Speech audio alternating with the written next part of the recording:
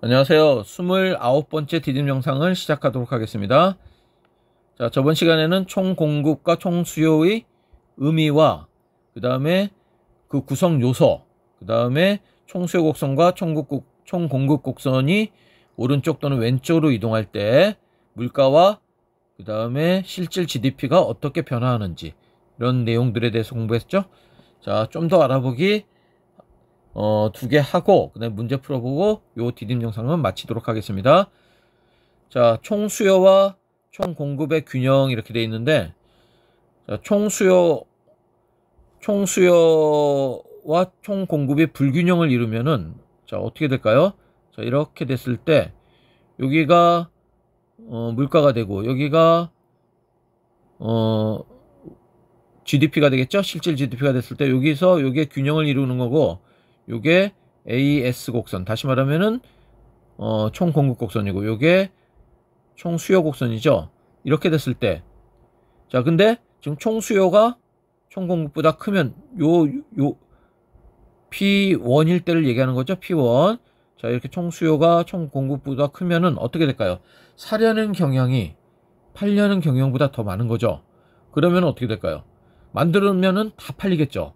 그러니까 만드는 사람들 입장에서는 고용과 투자를 증대시키려고 노력하겠죠. 그러면 생산활동이 활발해지면은 역시 자, 어느 방향으로 이동할까요? 그렇죠. 요 균형점 이 방향으로 이동하겠죠. 그래서 물가가 P0 수준으로 상승한다 라고 얘기할 수 있겠네요.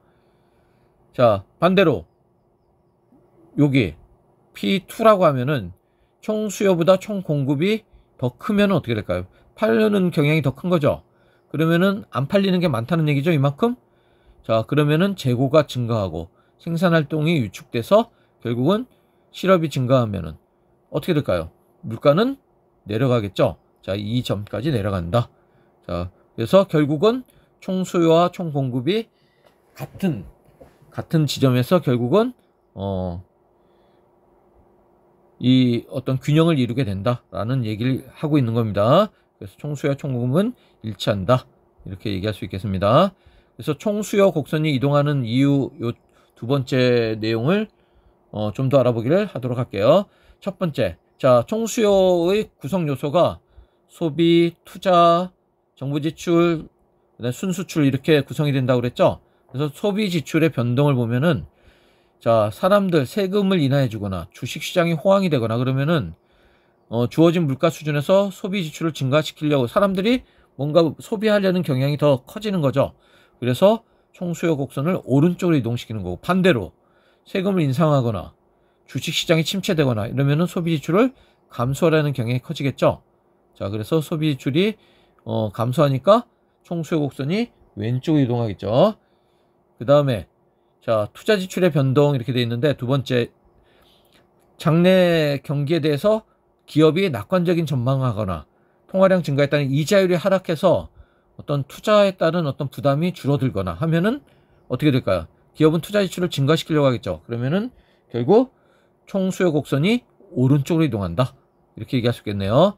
그 다음에 장내 경기에 대해서 기업인들이 비관적인 전망을 하거나 그 다음에 통화량 감소에 따른 이자율이 상승하면은 어떻게 될까요? 투자 지출이 감소하게 돼서 총 수요 곡선은 왼쪽으로 이동한다 이렇게 얘기할 수 있겠습니다. 그 다음에 정부 지출과 관련돼서 국방비가 증가하거나 고속도로를 건설하거나 이렇게 어떤 정부 예산을 막 이렇게 쓰려는 경향이 커지면은 총수요 곡선이 오른쪽으로 이동되고, 그 반대인 경우에는 총수요 곡선이 왼쪽으로 이동한다 라고 얘기할 수 있겠네요. 그 다음에 자, 해외 경기가 호황이거나 그 다음에 자국 화폐의 가치가 하락하면, 자국 화폐의 가치가 하락한다는 거는 우리나라 환율이 어떻게 되는 걸까요? 원달러 환율이 올라가는 걸 얘기하는 거죠. 원달러 환율이 올라가는 거는 바로 수출에 좋은 영향을 미치는 거죠. 그렇죠? 수출이 증가한다라는 걸 의미하는 겁니다. 자국 화폐의 가치가 하락한다는 거. 그래서 순수출이 증가해서 총수요 곡선이 오른쪽으로 이동한다 라고 얘기할 수 있겠네요.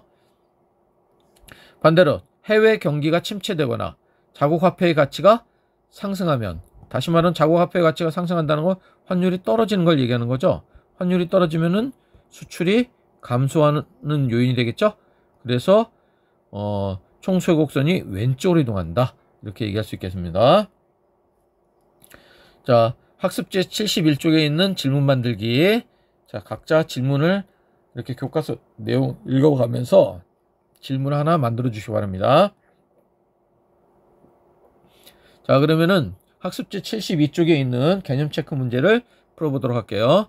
총 수요는 민간의 소비 지출, 투자 지출, 그 다음에 정부 지출, 그 다음에 순수출. 순수출은 수출에서 수입을 뺀 거라고 얘기했죠. 자, 이렇게 구성된다는 거. 그 다음에 투자 지출은 기업이 생산에 필요한 뭐죠? 자본재를 구매하는데 든 지출을 의미한다. 이렇게 얘기할 수 있겠네요. 그 다음에 원자재 가격이 상승하면 어떻게 될까요? 원자재 가격이 상승하면 그만큼 물건 만드는데 별로 좋은 징조가 아니죠. 그래서 총 공급이 감소하게 된다 라고 얘기할 수 있습니다. 자, 그 다음에 객관식 문제 2문제 풀어보도록 할게요. 자, 다음 자료에 대한 설명으로 옳은 거. 자, AD는 총수요, 총공급의 변동에 따른 국민경제의 변동 결과를 정리한 것이다. AD는 총수요와 총공급 중 어느 하나만의 변동으로 인한 결과이다 했는데, A는 물가가 올라가고 실질 GDP, Y, 가로축이 되겠죠? 가로축이 증가하는 걸 얘기하는 거죠. 자, 여기가 물가고, 여기가 실질 GDP를 의미하는 거니까, 자, 물가가 상승하고 실질 GDP도 상승하려면은 뭐가 이동해야 될까요? 자, 총 공급 곡선과 총 수요 곡선에서 이렇게 돼야 되겠죠? 그래야지 물가도 올라가고, 자, 이렇게 실질 GDP도 올라가는 거죠. 그러니까 A는 뭐라고 얘기할 수 있을까요? 총 수요가 증가하는 경우라고 얘기할 수 있고, 그 다음에 B는 어떤 경우를 얘기하는 거죠? B는 자, 이렇게 여기서 물가가 떨어지고 그 다음에 실질 GDP가 증가하려면은 이런 경우밖에 없겠죠. 이렇게 이동해야 되겠죠. 그러니까 총 공급이 증가하는 경우라고 얘기할 수 있겠네요. 그 다음에 자, C인 경우에는 어떤 경우가요? C인 경우에는 물가는 올라가는데 실질 GDP는 감소하는 경우니까 이거는 총 공급이 감소하는 경우고, 자, 그래프를 그려가면서 한번 생각을 해보세요. 그 다음에 둘 다 떨어지는 경우는 총 수요가 감소하는 경우다. 이렇게 얘기할 수 있겠네요. 자, 그러면은 정부 지출 감소는 A의 요인이다 했는데, 정부 지출이 감소한다는 건 총 수요가 감소하는 요인이니까 아니겠죠? 그 다음에 경기 하강일 때 B, 경기가 하강일 때는 지금 여기 보면은 B 같은 경우에는 실질 GDP가 증가하고 있죠. 그러니까 경기 하강 국면이라고 볼 수가 없겠죠.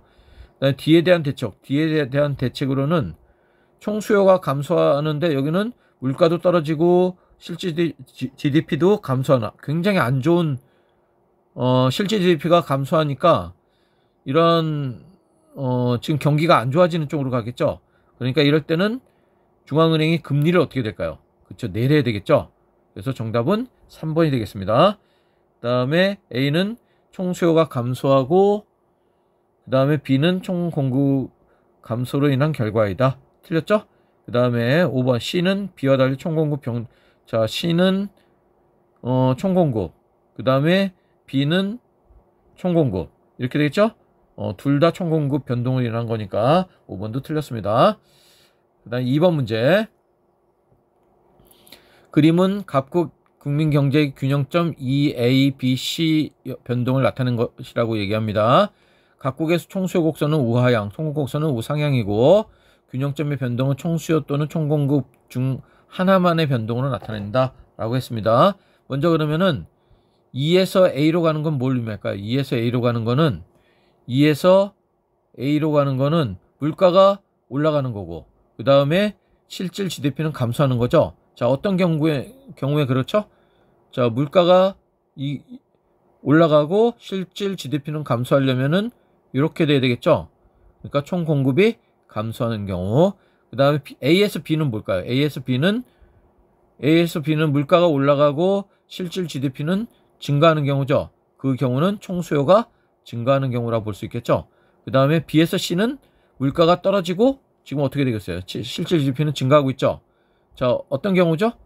자, 이런 경우는 이렇게 총 공급이 증가하는 경우라고 얘기할 수 있는 거죠. 그 다음에 C에서 E는 자, 물가는 떨어지고 실질 GDP도 감소하는 경우니까 총 수요가 감소하는 경우다. 이렇게 얘기할 수 있습니다. 그래서 여기서 정답은 3번이 되겠습니다.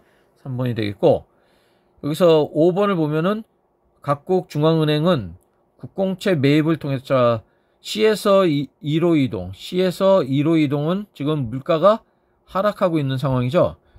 물가가 하락하고 있으니까 시중에 돈을, 그리고 실질 GDP가 감소하고 있으니까 어떻게 될까요? 시중에 돈을 많이 풀어주는 게 중요하겠죠. 그렇죠?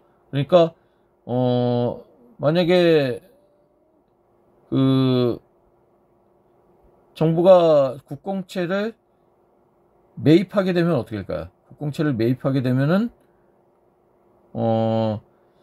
돈을